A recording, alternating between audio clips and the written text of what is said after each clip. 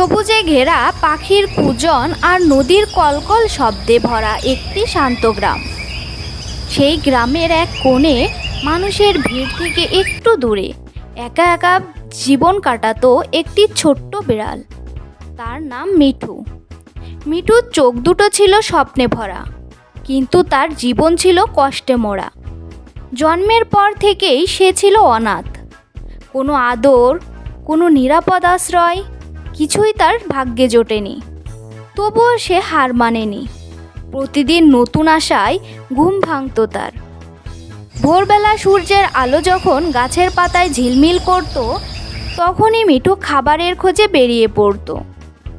কখনো বাজারের পাশে, কখনো বাড়ির আঙিনায় কোনো যদি একটু খাবার মেলে, কিন্তু বেশিরভাগ সময় তাকে খালি পেটে ফিরে আসতে হতো।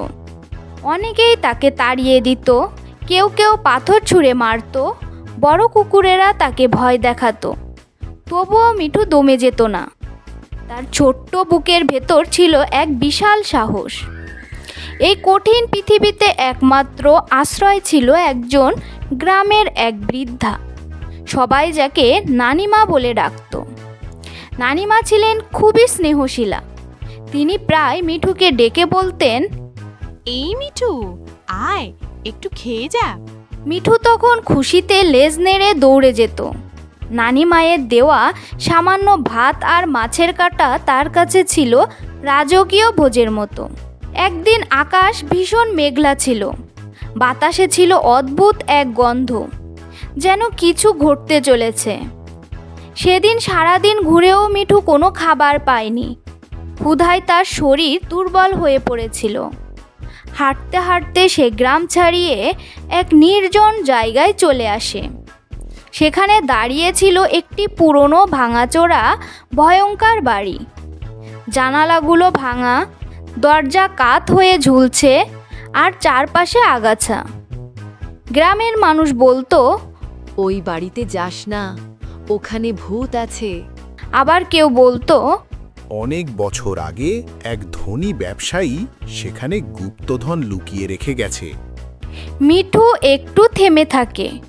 ভয় আর কৌতূহল তার মনে লড়াই করতে থাকে, কিন্তু ক্ষুধা সব ভয়কে হারিয়ে দেয়।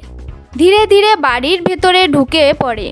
ভেতরে ঢুকতেই চারপাশে ঘন অন্ধকার, মাকড়সার জাল, ধুলোর স্তর আর পুরনো কাঠের গন্ধে ভরে আছে পুরো জায়গা। হঠাৎ কোথাও কিছু পড়ার শব্দে মিঠু কেঁপে ওঠে। তার ছোট্ট হৃদয় জোরে ধকধক করতে থাকে, কিন্তু সে থামে না। একটু এগোতেই তার চোখে পড়ে মাটির নিচে অর্ধেক চাপা একটি পুরনো কাঠের বাক্স। বাক্সটি যেন বহু বছরের রহস্য লুকিয়ে রয়েছে। মিঠু ধীরে ধীরে কাছে যায়, তার পা দিয়ে বাক্সটি ঠেলে দেয়। কড়কড় শব্দ করে বাক্সটি একটু খুলে যায়। ভেতরে যা দেখা গেল তা যেন স্বপ্ন। ঝলমলে সোনার কয়েল, রূপার গহনা, পুরনো অলংকার সব মিলিয়ে এক অমূল্য গুপ্তধন। অন্ধকার ঘরটাও যেন হঠাৎ আলোয় ভরে ওঠে। মিঠু কিছুক্ষণ নিশ্চুপ বসে থাকে। তার চোখে বিস্ময়, কিন্তু মনে এক অদ্ভুত শান্তি। সে ভাবতে থাকে, এই ধন আমার কি কাজে লাগবে? আমি তো শুধু একটু ভালোবাসা আর খাবার চাই। তার মনে পড়ে নানি মায়ের কথা, সেই মানুষ যিনি তাকে কখনো তাড়িয়ে দেননি, বরং ভালোবেসেছেন। মিঠু সিদ্ধান্ত নেয় এই ধন সে নিজের জন্য রাখবে না। পরদিন ভোরে মিঠু দৌড়ে নানি মায়ের কাছে যায়। সে অদ্ভুত আচরণ করতে থাকে, মিউ মিউ করে কাপড় টানে, বারবার বাইরে যাওয়ার ইশারা করে। নানিমা বুঝতে পারেন মিঠু কিছু বলতে চাইছে। তিনি মিঠুর পিছু পিছু সেই ভাঙা বাড়িতে যান। বাক্সটি দেখে তিনি বিস্ময়ে হতবাক হয়ে যান। খবর দ্রুত ছড়িয়ে পড়ে পুরো গ্রামে। সবাই একত্রিত হয়। গ্রামবাসীরা সিদ্ধান্ত নেয় এই গুপ্তধন কেউ একা নেবে না, এটি হবে সবার। গুপ্তধনের টাকায় গ্রামের চেহারা বদলে যায়।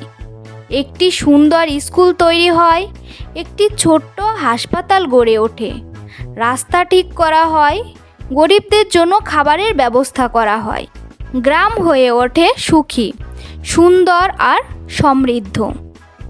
আর মিঠু, সে আর একা নয়, তার জন্য বানানো হয় একটি ছোট্ট আরামদায়ক ঘর। প্রতিদিন সে ভালো খাবার পায়, গ্রামের শিশুরা তার সাথে খেলে, বড়রা তাকে আদর করে। মিঠু হয়ে ওঠে গ্রামের নায়ক, একটি ছোট্ট প্রাণী যার বড় হৃদয় পুরো গ্রামের ভাগ্য বদলে দিয়েছে। সত্যিকারের সম্পদ হলো সততা, কৃতজ্ঞতা ও ভালোবাসা। গ্রাম আমাদের শক্তিশালী করে, আর নিঃস্বার্থ মন একদিন সবার জীবন আলোকিত করে।